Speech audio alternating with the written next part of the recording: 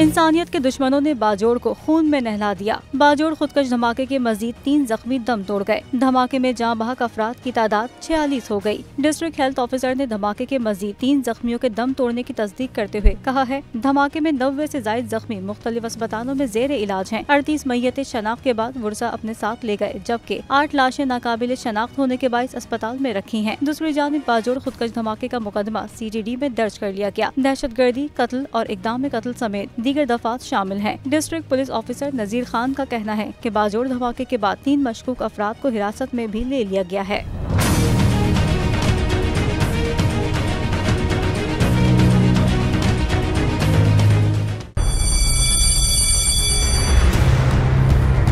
जामियात में चलता गोरख धंधा,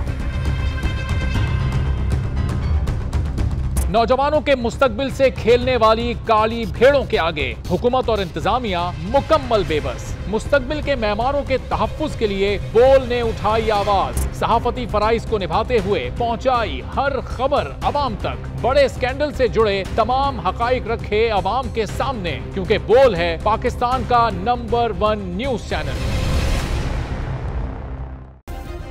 सब्सक्राइब करें और बेल दबाएं ताकि कोई खबर रह न जाए।